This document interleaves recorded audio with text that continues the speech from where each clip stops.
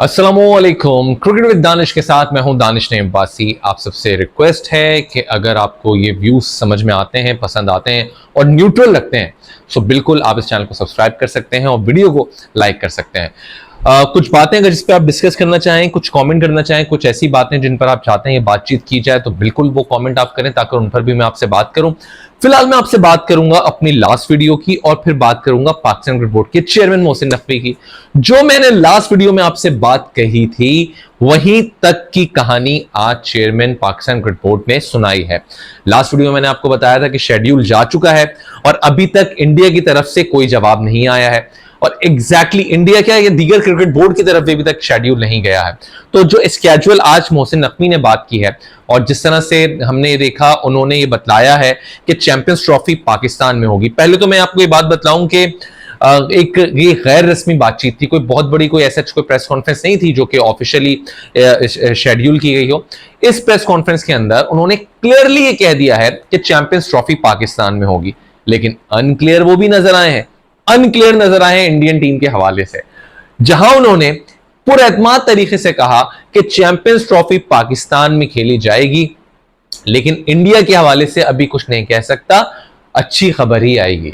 यानी कि इंडिया के हवाले से जो मैंने लास्ट वीडियो में आपसे बात की थी कि अभी तक वहां पर कोई फैसला नहीं हुआ है कि आया वो पाकिस्तान आएंगे या नहीं आएंगे। अगर आपने लास्ट वीडियो मैसेजेस मैंने आपको बताया कि इंडिया के पाकिस्तान अगर नहीं आएगी तो क्यों नहीं आएगी, उसमें मैंने आपको एक एक चीज बड़ी डिस्क्राइब किए, वो जाके आप जरूर देखिएगा। सो बहरहाल जी, मोहसिन नकवी साहब बड़े अनक्लियर नजर आए इस चीज पे कि इंडिया की टीम पाकिस्तान आएगी या नहीं आएगी। उन्होंने कहा उम्मीद रखें, इसका मतलब उन्होंने कोई ग्रीन सिग्नल नहीं दिया। मैं आपसे बात करूंगा पाकिस्तान क्रिकेट बोर्ड के चेयरमैन मोहसिन नकवी की, जिन्होंने बहुत सारी बातें की हैं आज। वो कुछ बातें उस पर मैं यहां पर एनालिसिस करता चलूं, लेकिन उससे पहले मैं आपसे बात करूं, मुझे समझ में नहीं आ रहा यार, ये कैसे लोग हैं, ये कौन से लोग हैं। पाकिस्तान की टीम हारी है, यहां हम लगे पड़े हैं अपने अपनी खुशियों में, अपने अपने मैचेस में। ठीक है यार, क्रिकेट सबकी रोजी रोटी है, लेकिन हम हारे, 12 क्रिकेटर्स को एनओसी दे दी गई, जाओ खेलो लीग।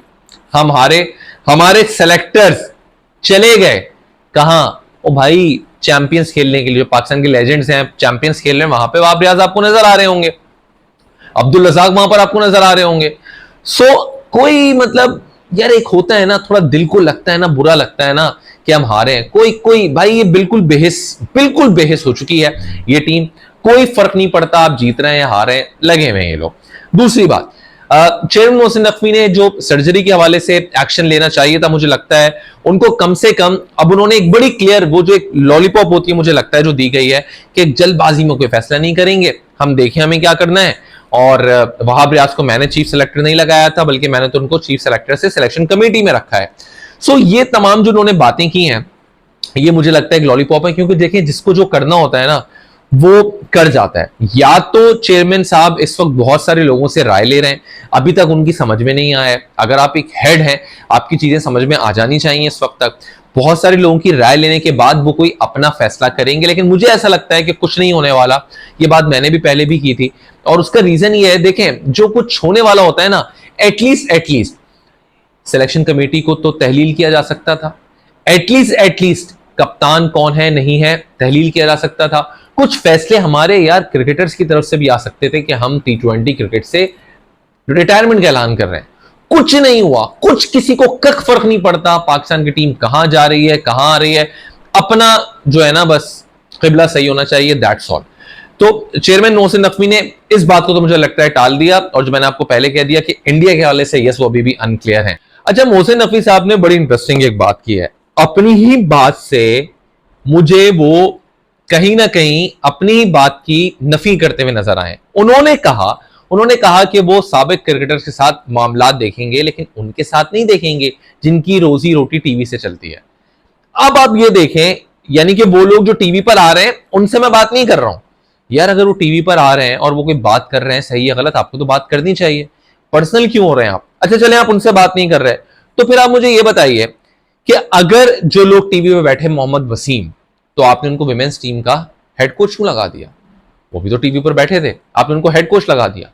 तो जो लोग टीवी पर बैठ रहे हैं, जो पसंद है उनको आप ले रहे हैं, जो नहीं पसंद, जो कहीं ना कहीं क्रिटिसाइज कर रहे हैं, वो आपको बुरे लग रहे हैं, और उनके लिए आप ये कह रहे हैं कि उनको मैं नहीं लूंगा। शान मसूद के साथ उन्होंने कहा कि उनकी बातचीत हुई है और मजीद बेहतरी के लिए उन्होंने बात भी की शान मसूद से, और मेरी इतलात के तहत रेड बॉल की कप्तानी शान मसूद के पास से नहीं जा रही है।